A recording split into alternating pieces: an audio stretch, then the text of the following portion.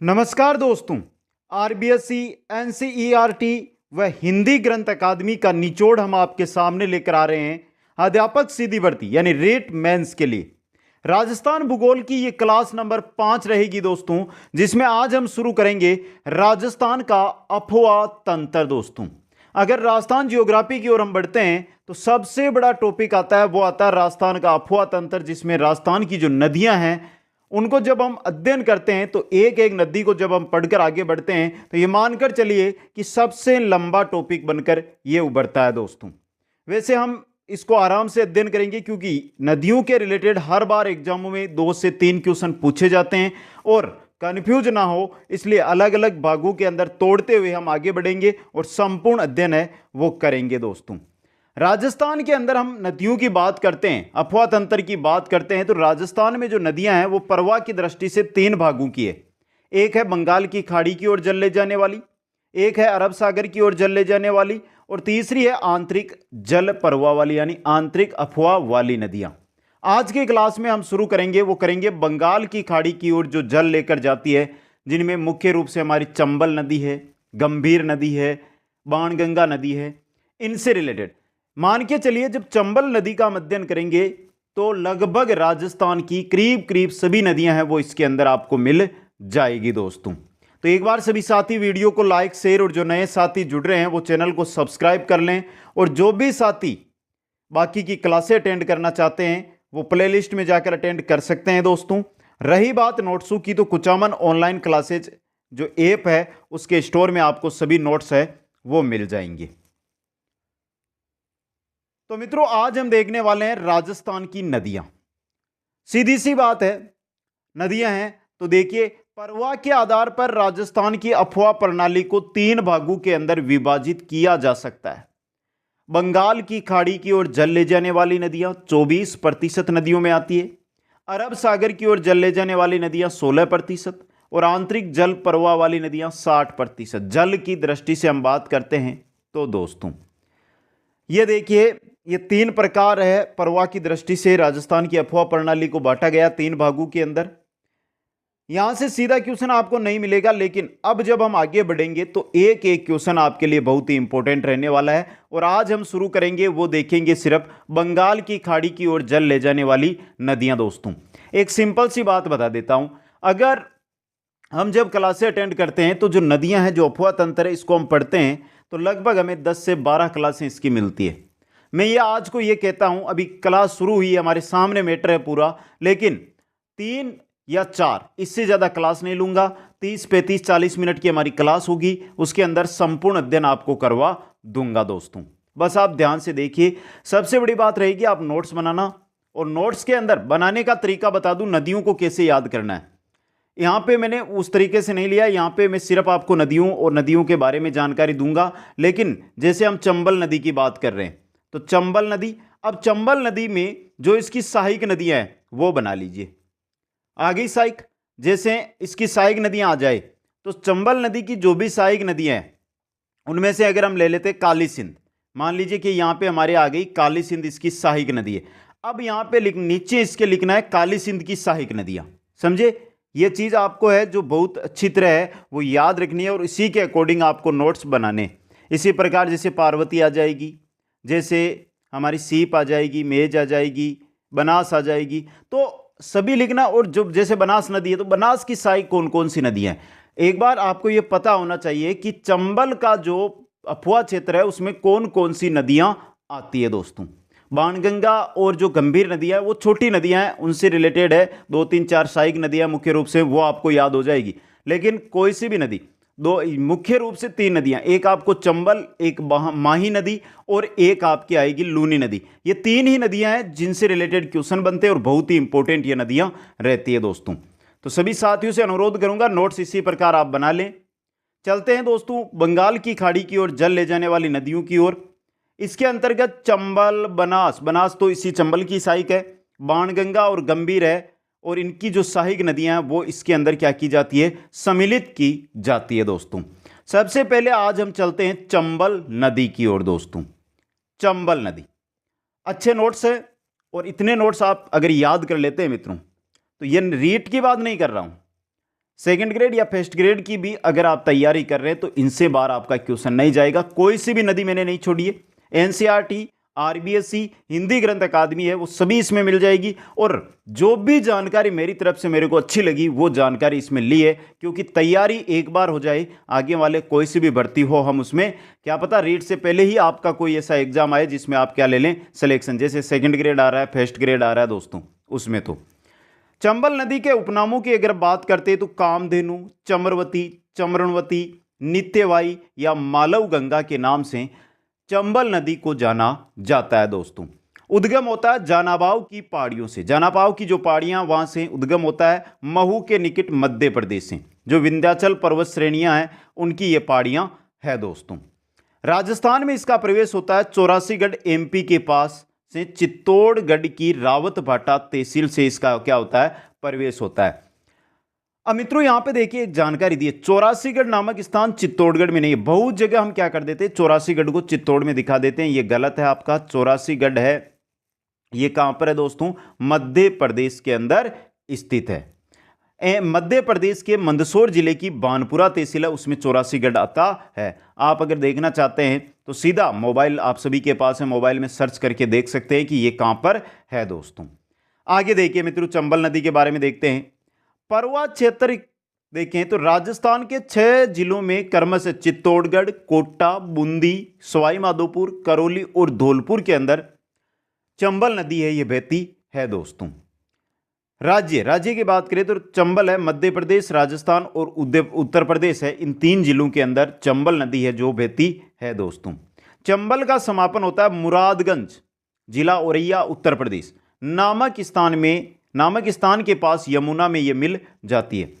मध्य प्रदेश से निकली, राजस्थान में बही, उत्तर प्रदेश में जाकर मुरादगंज के समीप यमुना के अंदर ये मिल जाती है दोस्तों। अब एक कंफ्यूज वाला सवाल आपकी स्क्रीन पे लेकर आ रहा हूं।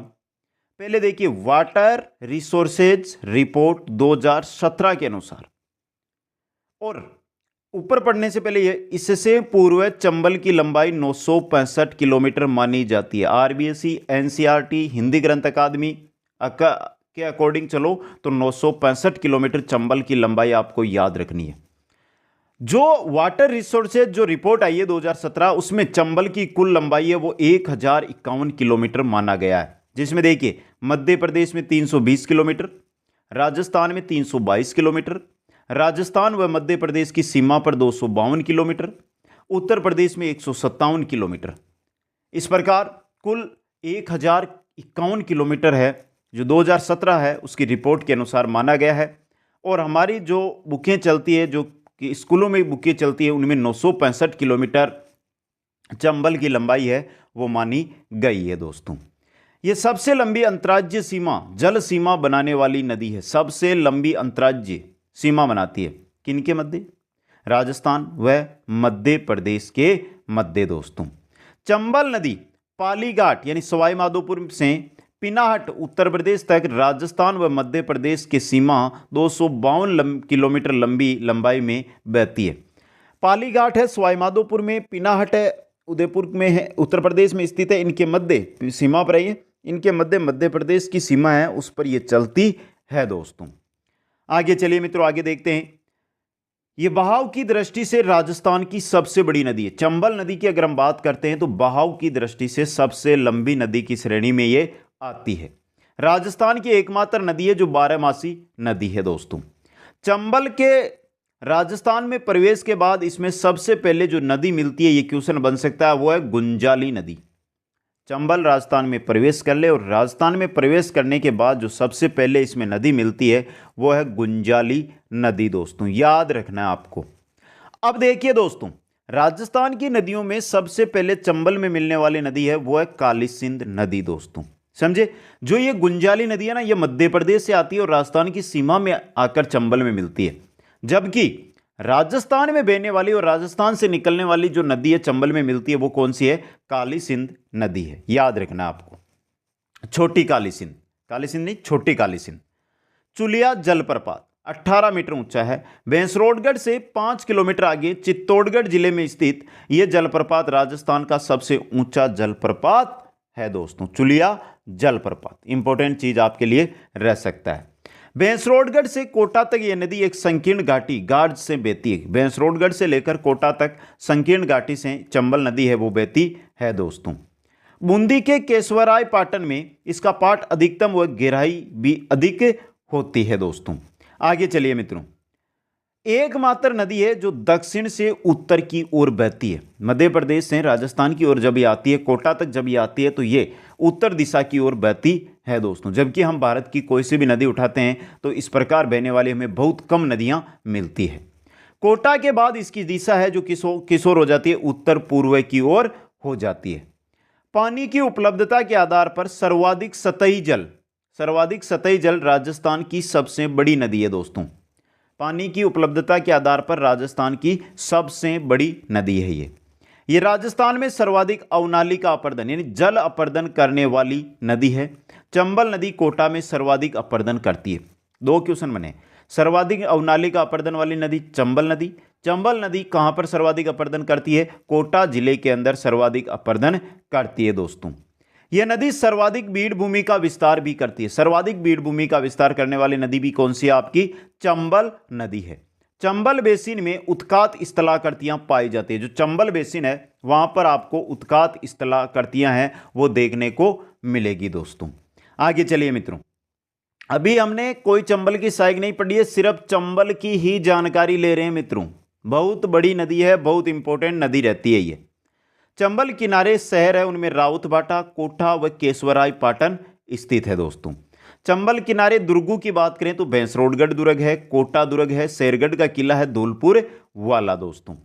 समझ में आ गया यहां से?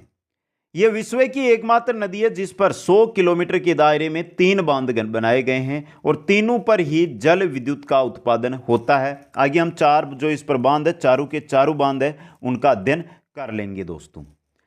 चंबल नदी में एक गांगे सूप नामक स्तनधारी जीव है वो पाया जाता है दोस्तों। ये भी इंपॉर्टेंट चीज है आपके दोस्तों।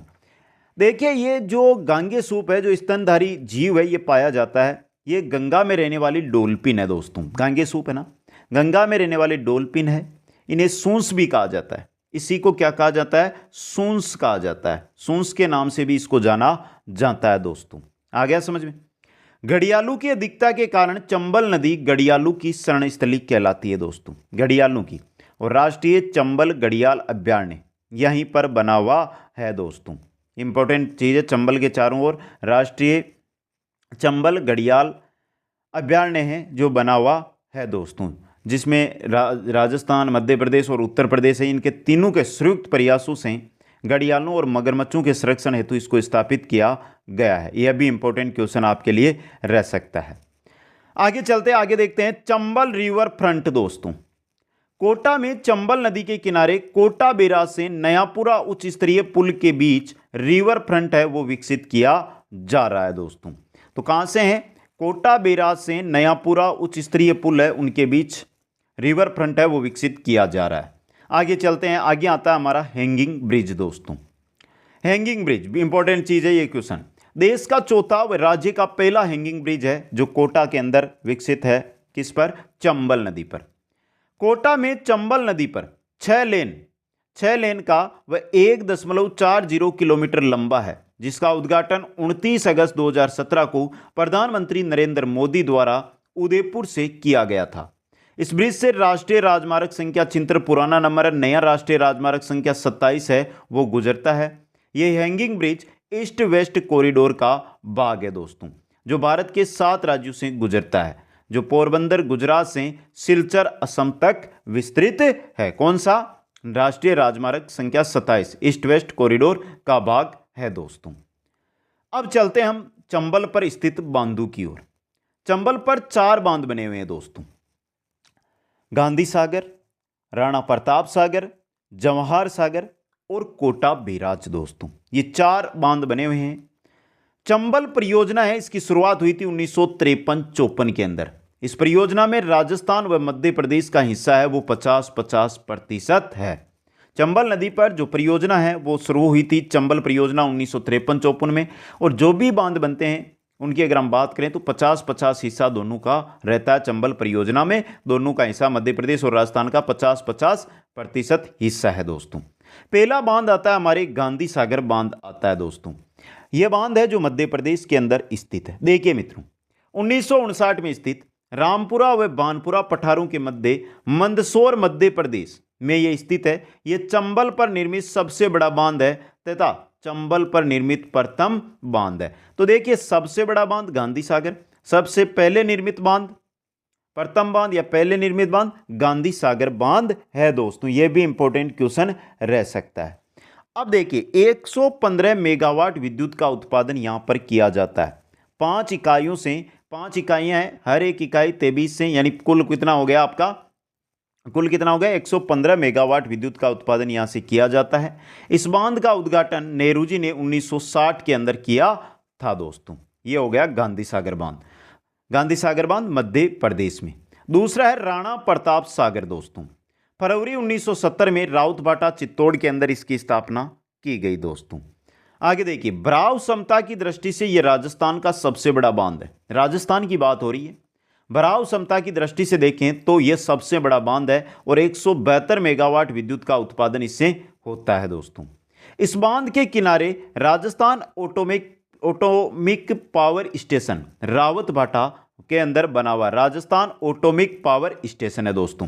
अब देखिए, Rajasthan atomic power station Rawatbhata, इसके बारे में कनाडा के सहयोग से 6 इकाइयां जिनसे कुल उत्पादन 1180 मेगावाट होता है 1965 में स्थापना की गई, जो देश का दूसरा परमाणु विद्युत ग्रह है दोस्तों। आ गया समझ में? ये पहला गांधी सागर मध्य प्रदेश में, दूसरा राणा प्रताप सागर दोस्तों। तीसरा हमारा जो बांध आता है वो आता है जवाहर सागर बांध, जो 1972 में बोरावास कोटा के अंदर स्थापित किया गया, बोरावास कोटा के अंदर दोस्तों। यह बांध कोटा व बूंदी जिलों की सीमा पर बना हुआ है और 99 मेगावाट विद्युत उत्पादन जवाहर सागर बांध से की जाती है दोस्तों। चौथा जो हमारे बांध आएगा वो आएगा कोटा बैराज या कोटा सिंचाई बांध भी जिसको कहा जाता है दोस्तों। 1960 में कोटा शहर के समीप इसको स्थित किया गया। इस बांध का उद्घाटन नेहरू जी के द्वारा किया गया था। इससे केवल सिंचाई होती है। तो देखिए, गांधी सागर, राणा प्रताप सागर और जवाहर सागर है वो विद्युत उत्पादन के लिए, जबकि जो कोटा बैराज है इससे क्या की जाती है, सिंचाई का कार्य किया जाता है दोस्तों। यह बांध जवाहर सागर से 16 किलोमीटर आगे, जो जवाहर सागर बांध है उससे 16 किलोमीटर आगे यह बांध है जो स्थित है दोस्तों। इस बांध से सिंचाई हेतु 2 नहरें निकाली गई है। अब ये 2 नहरें हैं, ये बहुत इंपॉर्टेंट रहेगी आपके लिए। देखिए मित्रों, 2 नहरें, पहली नहर है बाही नहर, कोटा व बूंदी में सिंचाई के लिए 178 किलोमीटर लंबी यह नहर है जो कोटा व बूंदी के अंदर सिंचाई करती है। दूसरी है दाही नहर जो कोटा, बारा व मध्य प्रदेश में सिंचाई करती है। यह राजस्थान में 124 किलोमीटर तथा कुल इसकी लंबाई 248 किलोमीटर है दोस्तों। जितनी राजस्थान में उतनी ही मध्य प्रदेश के अंदर यह फैली हुई है। इस दाही नहर पर कुल 8 लिफ्ट नहरें बनी हुई है। जो दाही नहर है इस पर कुल 8 लिफ्ट नहरें हैं दोस्तों। आ गया समझ में यहाँ पे? तो क्वेश्चन यही बन सकता है कि जो हमारा कोटा बैराज है उससे दाही नहर निकाली गई है, उस पर कितनी लिफ्ट नहरें बनी हुई है? 8 लिफ्ट नहरें बनी हुई है। लिफ्ट नहरों की अगर हम बात करते हैं तो चंबल नदी पर सर्वाधिक 10 लिफ्ट नहरें हैं, जिनमें से 8 लिफ्ट नहरें कोटा बैराज की दाही नहर पर बनी हुई है दोस्तों। देखिए, इनमें से कौन कौन सी है, एक एक चीज है वो आपको ध्यान से यहां पर देखना है। पहली है दोस्तों 6 लिफ्ट नहरें हैं जो बारा के अंदर है, 2 लिफ्ट नहरें हैं जो कोटा के अंदर है, 1 लिफ्ट नहर है जो करौली में है, 1 लिफ्ट नहर है जो सवाई माधोपुर में। जो ये 6 लिफ्ट नहर प्लस 2 लिफ्ट नहर, 12 व कोटा की लिफ्ट नहरें हैं ना आपकी, ये आपकी ये जो बनी हुई है ये कोटा बैराज पर है, कोटा बैराज बांध पर बनी हुई है। अब बचती है करौली और कौन सी, सवाई माधोपुर वाली, ये अलग है जो चंबल नदी पर बनी हुई है दोस्तों। आ गया समझ में? ये 4 बांध थे जिनके बारे में हमने पूरा विस्तृत अध्ययन है। इतना याद कर लो, आपको अदर जानकारी लेने की जरूरत ही नहीं पड़ेगी दोस्तों। अब आगे बढ़ते हैं और कुछ नॉर्मल सी हम जानकारी यहां से लेते हैं नदियों के बारे में। चंबल की सहायक नदियां व उनके मिलने का स्थान। नॉर्मल जानकारी यहां पे मैं आपको दूंगा जो चंबल की सहायक नदियां हैं उनके बारे में, फिर एक एक चंबल की सहायक नदी है उसके बारे में विस्तृत अध्ययन हम करेंगे। चाहे हमें मित्रों 3 की जगह 5 क्लास लेनी पड़ जाए, लेकिन अगर ये क्लासें अटेंड करके आप नोट्स बना लेंगे तो कोई सा भी एग्जाम राजस्थान का हो, यहां तक कि अगर बात करूं RAS की तो उसके अंदर भी बार क्वेश्चन नहीं मिलेगा दोस्तों। तो चलिए मित्रों, सबसे पहले आती है छोटी काली सिंध नदी। छोटी काली सिंध नदी दोस्तों मकेरिया गांव झालावाड़, मकेरिया गांव है झालावाड़ व MP की सीमा पर चंबल में ये मिलती है, मकेरिया गांव के अंदर दोस्तों। समझ गया, समझ गया ना सभी मित्रों। दूसरी आती है काली सिंध, ये छोटी काली सिंध अलग है और काली सिंध अलग है, दोनों नदियां हैं वो आपको याद रखनी है दोस्तों। ये नोनेरा कोटा के अंदर है जो चंबल में मिलती है, काली सिंध है नोनेरा गांव कोटा के पास चंबल के अंदर मिल जाती है, समझे। तीसरी है सीप नदी जो रामेश्वरम सवाई माधोपुर में MP की तरफ से आती है। पहली बात, सीप नदी रामेश्वरम सवाई माधोपुर में मिलती है और मध्य प्रदेश से सीप नदी है वो आती है दोस्तों। अगली है मेज जो सिनपुर बूंदी में, सिनपुर बूंदी के अंदर चंबल में मिलती है। गुंजाली नदी है जो अरनिया चित्तौड़गढ़ में मिलती है, गुंजाली नदी अरनिया चित्तौड़ के अंदर इसके अंदर मिलती है दोस्तों, अरनिया चित्तौड़ के अंदर इसमें मिल जाती है। बामनी नदी है भैंसरोडगढ़ चित्तौड़ के अंदर इसमें मिलती है, बामनी नदी भैंसरोडगढ़ चित्तौड़ में इसमें चंबल में मिलती है। पार्वती नदी है जो पालीघाट सवाई माधोपुर के पास दाहिने किनारे पर मिलती है, पार्वती नदी पालीघाट है सवाई माधोपुर के अंदर, वहां पर चंबल नदी के अंदर दाहिने किनारे से मिलती है दोस्तों। टेंशन मत लो दाएं किनारे बाएं किनारे वाले, आगे मैं आपको एक ही लाइन में बता दूंगा कि कौन सी नदियां दाएं से कौन सी बाएं से गिरती है। आगे देखिए 8 नंबर पे आ रही है कुलाल नदी जो बूंदी में मिलती है जवाहर सागर बांध के पास, जवाहर सागर बांध बूंदी व कोटा बैराज जो बूंदी व कोटा के सीमा पर स्थित है ना, तो उसी के पास ये बूंदी के अंदर है जो कुलाल नदी चंबल में गिरती है। कुनू नदी मुरैना के पठार से MP की तरफ से ये आती है, कुनू नदी शिवपुरी के पठार मध्य प्रदेश से इसका उद्गम होता है और राजस्थान में मुसेरी गांव बारां में प्रवेश करती हुई बारां जिले में शाहबाद के पास से बहती हुई पुनः मध्य प्रदेश में प्रवेश करके मुरैना का जो पठार है मध्य प्रदेश में उसके अंदर ये मिल जाती है। तो कुन्नू नदी है वो विशेषकर अगर राजस्थान की दृष्टि से हम देखते हैं तो हमारे लिए इंपॉर्टेंट नहीं रहेगी, क्योंकि ये राजस्थान में थोड़ी सी आती है लेकिन वापस कहाँ चली जाती है, मध्य प्रदेश में ही चली जाती है। बनास नदी है जो रामेश्वरम के अंदर खंडार तहसील सवाई माधोपुर में है, जो इसके अंदर चंबल में मिलती है और यहाँ पर रामेश्वर में त्रिवेणी संगम बनता है, चंबल बनास व सीप, सीप के बारे में हमने पहले देख लिया है, सीप नदी है जो मिलती है दोस्तों। समझ गए यहाँ से। चाकण नदी की हम बात करें तो ये कर्मापुर सवाई माधोपुर के पास किस में मिलती है, चंबल के अंदर मिलती है।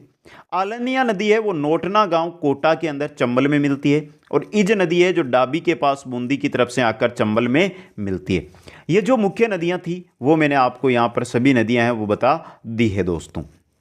अब देखिए मित्रों, अब हम आगे चलते हैं और आगे हम देखते हैं कि कौन कौन सी नदियां बाएं से गिरती है, कौन कौन सी दाएं से गिरती है। तो देखिए गुंजाली, बामनी, इज, कुराल, मेज, चाखण और बनास, ये नदियां बाहीं ओर से गिरती है। गुंजाली, बामनी, इज, कुराल, मेज, चाकण व बनास, 7 नदियां मुख्य रूप से जो बाईं ओर से गिरती है। बाकी जो भी नदियां बचती है इन 7 को याद रख लो, बाईं ओर से गिरती है, वो सभी दाईं ओर से गिरेगी दोस्तों। चंबल में मध्य प्रदेश में मिलने वाली नदियां हैं वो सिवान है, रेतम है, सिपरा है, एक कुन्नू नदी जो हमने पढ़ा है वो भी है दोस्तों। और चंबल की सबसे बड़ी जो सहायक नदी है वो कौन सी है, बनास नदी है। कौन सी है सबसे बड़ी सहायक नदी, बनास नदी है दोस्तों। तो ये थी चंबल नदी के बारे में। पहले तो हमने चंबल के बारे में जो विस्तृत अध्ययन किया, उसके बाद चंबल की सहायक नदियां हैं उनको देख ली। अब हम एक एक नदी की ओर हम बढ़ रहे हैं, चंबल की जो सहायक नदियां उनकी ओर हम बढ़ रहे हैं। लेकिन सबसे इंपॉर्टेंट चीज़ आपको भी बता दूं, जैसे काली सिंध है या हमारी जैसे बनास नदी आ जाएगी, तो बनास की बहुत सारी सहायक नदियां तो वो उसी के नीचे आपको देखने को मिलेगी, जो क्योंकि चाहे ये आपकी चंबल जा रही है, चंबल में आकर ये बनास गिर गई, अब बनास के अंदर कोई नदी गिर रही है तो ये भी आगे आकर इसका जल जा रहा है किसमें, चंबल में ही जा रहा है ना, तो सहायक किसकी हो जाएगी, वो यानी अफवाह क्षेत्र उसका जो चला जाएगा प्रवाह की दृष्टि से वो बंगाल की खाड़ी की ओर ही चला जाएगा दोस्तों। तो मित्रों चंबल की सहायक नदियों में पहली जो हमारी सहायक नदी आ रही है वो आ रही है छोटी काली सिंध नदी।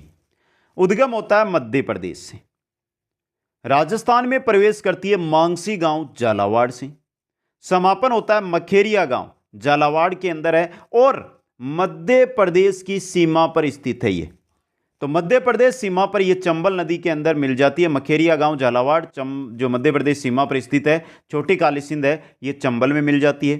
राजस्थान की नदियों में सबसे पहले चंबल में मिलने वाली नदी छोटी काली सिंध है दोस्तों। देखिए ये हमारा राजस्थान है, यह चंबल नदी आ रही है। अब देखिए ये चंबल नदी आई है ना, यहाँ पे यह सीमा है ना, यहाँ पर देख लीजिए ये आपके ऐसे बहते हुए यहाँ पे आकर मिल गई है छोटी काली सिंध दोस्तों। अब देखिए ये जैसे राजस्थान में प्रवेश करके आगे बढ़ती है, सीमा से आगे बढ़ती है, तब आकर जो पहली नदी मिलेगी वो है आपकी गुंजाली नदी। कौन सी है? गुंजाली नदी। ये दो चीजें याद रखनी है। ये रही आपकी गुंजाली नदी।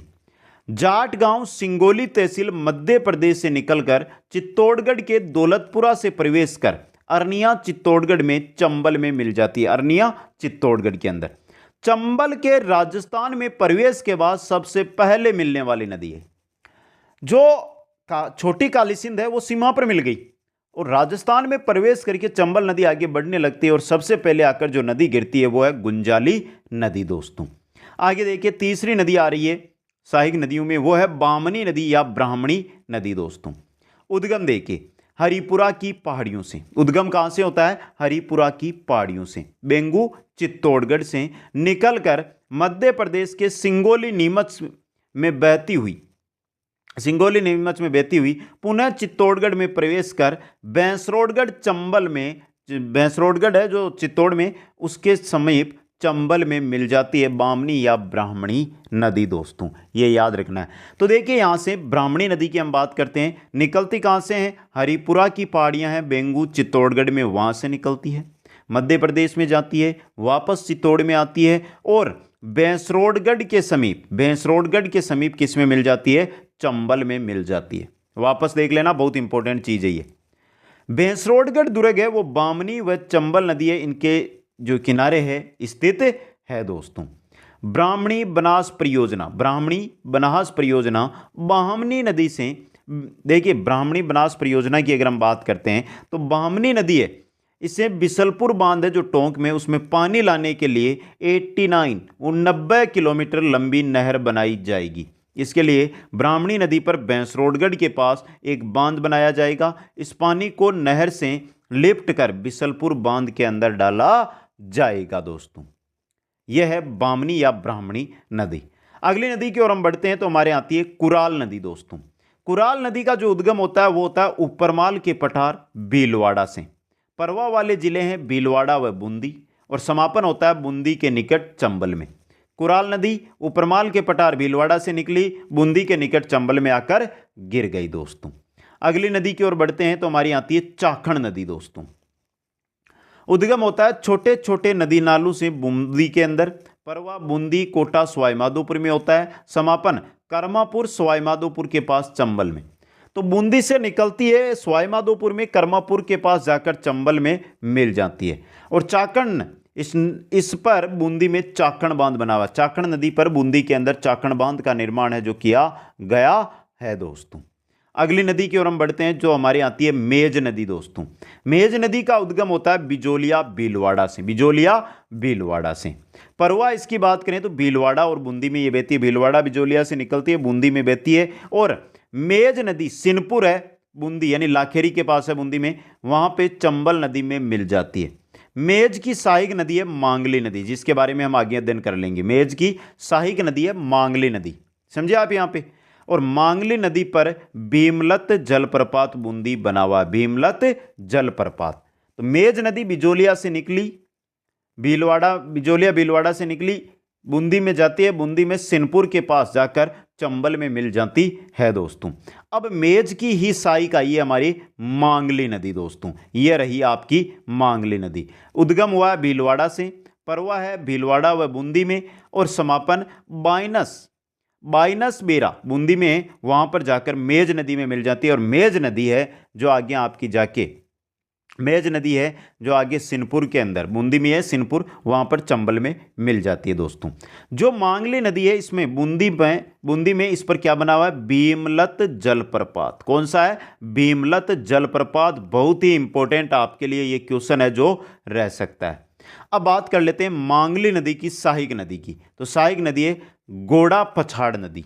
मांगली नदी की अगर सहायक नदी की हम बात करते हैं तो वो आती है गोड़ा पछाड़ नदी। कौन सी है मित्रों? गोड़ा पछाड़ नदी। जो कहाँ से निकलती है ये गोड़ा पछाड़ नदी? ये निकलती है बिजोलिया, बिजोलिया नामक एक झील है वहाँ से।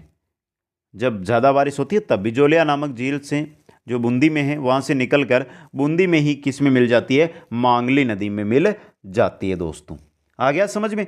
तो देखिए चंबल की सहायक मेज और मेज की सहायक है मांगली नदी और मांगली की सहायक है गोड़ा पछाड़ नदी दोस्तों। आ गया समझ में? आगे चलते हैं। नेक्स्ट जो हमारी नदी आ रही है इज नदी आ रही है। भैंसरोडगढ़ की पहाड़ियों से निकलकर डाबी बूंदी के पास चंबल में बाहीं किनारे से मिल जाती है। भैंसरोडगढ़ की पहाड़ियों से निकलती है, डाबी बूंदी है उसके पास चंबल में बाईं ओर से मिल जाती है।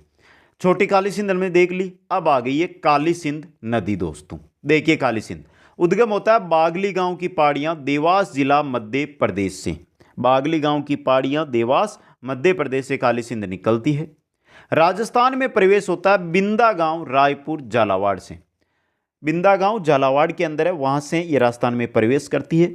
समापन इसका होता है नोनेरा कोटा के पास चंबल में। नोनेरा है कोटा के पास है नोनेरा, वहां पर आकर ये किस में गिर जाती है? चंबल में गिर जाती है दोस्तों।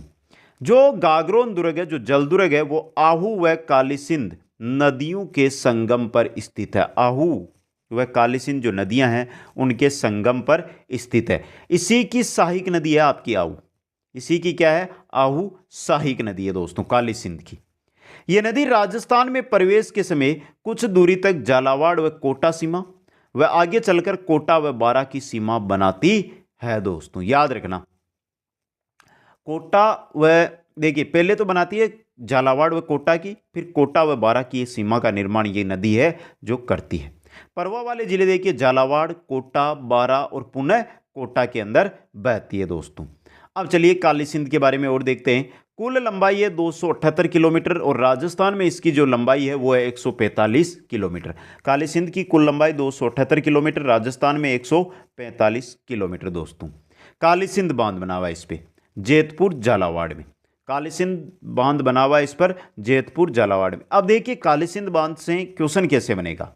हरिश्चंद्र सागर बांध किस नदी पर है? काली सिंध से सब बता देंगे काली सिंध नदी पर है, लेकिन देखिए अब इसका नाम बदलकर हरिश्चंद्र सागर कर दिया गया है। यह राजस्थान का सर्वाधिक गेटों यानी 33 गेटों वाला बांध है।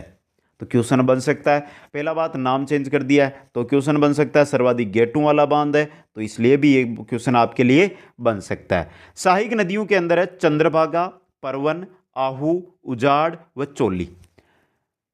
चंद्रभागा, परवन, आहू, उजाड़ व चोली इसकी क्या है? मुख्य सहायक नदियां है दोस्तों।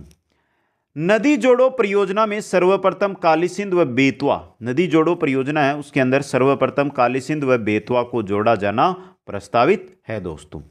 अब देखिए यहां पे हमारे आ गया ये काली सिंध की सहायक नदियां चंद्रभागा, परवन, आहू, उजाड़ और चोली। सबसे पहले हम चलते हैं चंद्रभागा की ओर।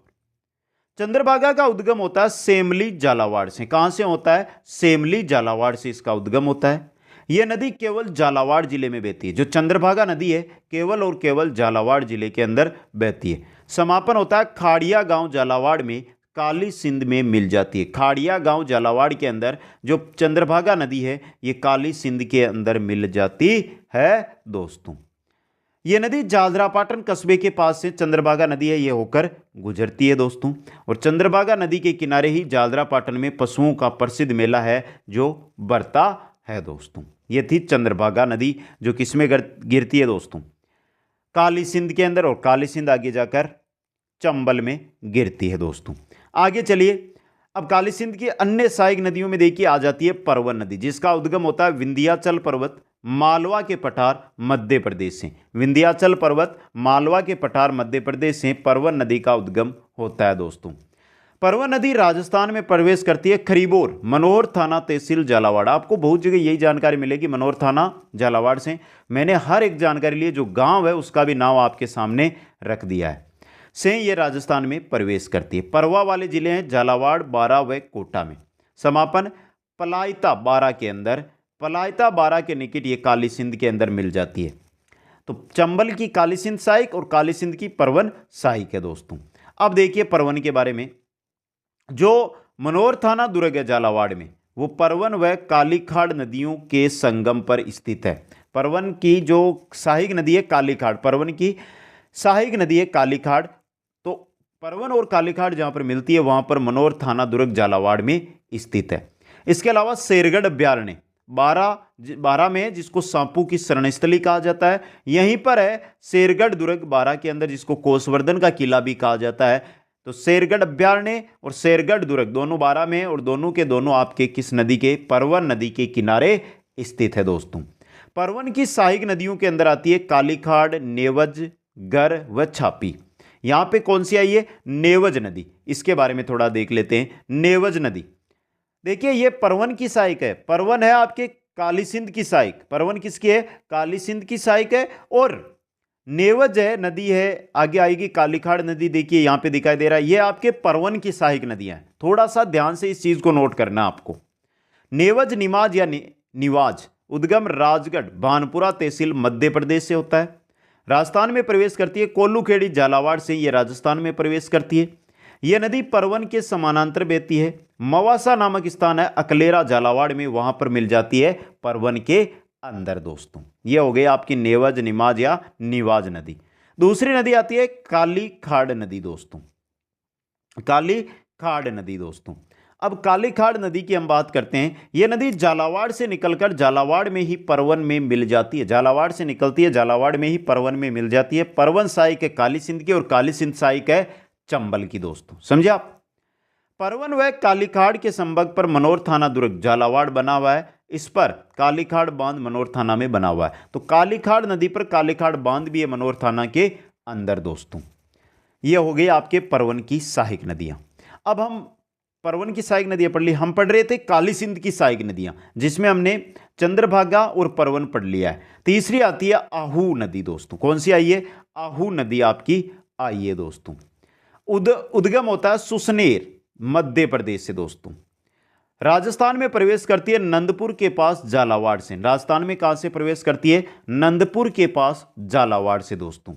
मुकंदरा हिल्स नेशनल पार्क में से बहती हुई कोटा झालावाड़ की सीमा का निर्माण आहू नदी है जो करती है दोस्तों।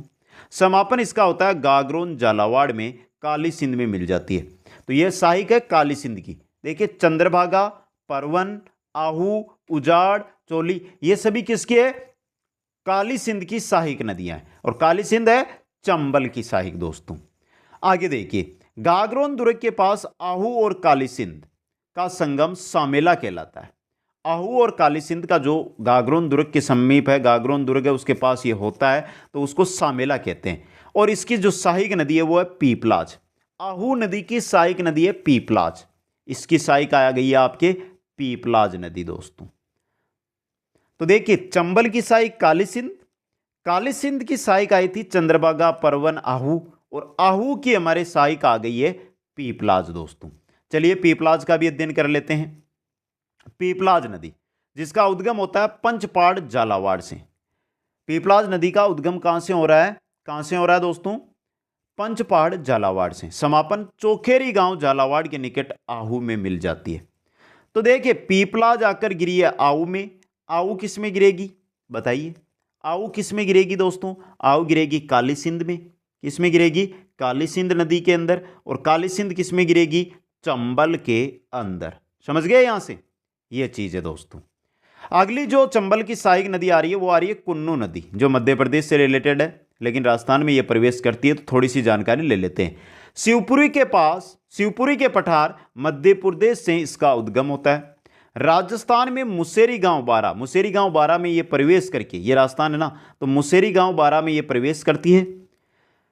प्रवेश कर बारा जिले के शाहबाद के पास से बहती हुई पुनः किसमें चली गई, मध्य प्रदेश में प्रवेश कर मुरैना के पठार के पास चंबल में मिल जाती है। ये चंबल आ रही है, इस प्रकार है ये राजस्थान में प्रवेश करती है और वापस मध्य प्रदेश में जाकर चंबल नदी में मिल जाती है दोस्तों।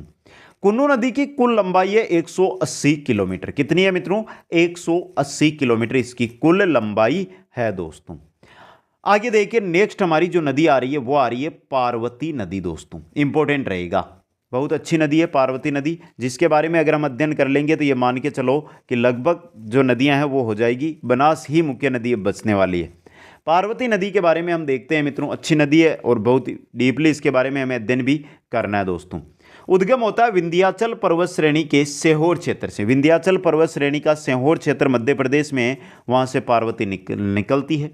राजस्थान में प्रवेश करती है करियाहट बारा से। करियाहट बारा से ये राजस्थान के अंदर घुसती है। कुल लंबाई है इसकी 70 किलोमीटर और समापन होता है पालीघाट सवाई माधोपुर के पास कोटा की तरफ से दाहिने किनारे पर चंबल में मिल जाती है। यानी कि जब यह समापन होता है पालीघाट के पास इसका समापन होता है सवाई माधोपुर के अंदर, तो ये कोटा की तरफ से बहती हुई होती है और चंबल के अंदर पार्वती, ये चंबल की ही सहायक नदी है दोस्तों, चंबल में मिल जाती है। राजस्थान में प्रवेश करते समय पार्वती नदी बारा व मध्य प्रदेश की सीमा, चंबल में मिलने से पहले कोटा व मध्य प्रदेश की सीमा है उसका निर्माण है जो पार्वती नदी करती है दोस्तों। आगे देखिए पार्वती नदी के बारे में, किशनगंज बारा शहर इसी नदी के किनारे स्थित है। किशनगंज बारा का जो शहर है, किशनगंज बारा में जिले में शहर है, वो पार्वती नदी के किनारे ही स्थित है। और पार्वती की जो सहायक नदियां उनमें अंधेरी, रेतरी, बेंतली व बिलास है दोस्तों, जो मुख्य आपकी इंपॉर्टेंट नदियां नहीं है। ये पार्वती की सहायक नदियां हैं, अंधेरी है, रेतरी है, बेंतली है व बिलास नदियां हैं दोस्तों। अगली नदी की ओर हम बढ़ते हैं, वो आती है हमारी आलनिया नदी दोस्तों। मुकंदवाड़ा की पहाड़ियां कोटा से निकलकर नोटना गांव कोटा के पास चंबल में मिल जाती है। मुकंदवाड़ा की पहाड़ियां कोटा में और नोटना गांव है कोटा में, वहीं पर आकर कोटा के अंदर चंबल में ये मिल जाती है। इसे चंद्रलोही नदी के नाम से जाना जाता है। आलनिया नदी है ना, इसको ही चंद्रलोही नदी के नाम से जानते हैं। कोटा में केतुन कस्बे के पास से ये बहती है और कोटा में ही इस नदी पर आलनिया बांध बना हुआ है। कोटा के अंदर आलनिया बांध आलनिया नदी पर ही बना हुआ है दोस्तों। तो मित्रों आज की क्लास हम यहीं पर रोक लेते हैं। हम अभी तक पढ़ रहे हैं चंबल की जो सहायक नदियां हैं वो दोस्तों। आगे और बहुत अभी नदियां हैं चंबल की सहायक नदियां, जिनके बारे में हमें विस्तृत करना है। फिर बाणगंगा और जो गंभीर नदी है उनके बारे में, बंगाल की खाड़ी की नदियां हैं सहायक नदियां, उनके बारे में हमें अध्ययन करना है। तो कल की क्लास रहेगी, उसमें जो चंबल की सहायक नदियां, बाणगंगा और गंभीर नदी के बारे में हम अध्ययन कर लेंगे। कल की क्लास जो हमारी स्टार्ट होगी वो होगी बनास नदी से दोस्तों। तो सबसे पहले आपका कमेंट चाहता हूं कि आज की जो ये क्लास है आपको कैसी लगी दोस्तों। अगर अच्छी लगी है तो वीडियो को लाइक, शेयर और जो नए साथी जुड़ रहे हैं वो चैनल को सब्सक्राइब जरूर करें। और जो भी साथी किसी भी प्रकार की कोई जानकारी लेना चाहते हैं या मेरे साथ जुड़ना चाहते हैं तो वो यहाँ पे नीचे इंस्टाग्राम आईडी दी गई है, वहाँ पर जाकर मेरे को फॉलो करके मैसेज कर सकते हैं। वीडियो को लाइक, शेयर और जो नए साथी जुड़ रहे हैं वो चैनल को सब्सक्राइब करें। आप सभी को बहुत बहुत धन्यवाद। जय हिंद, जय भारत।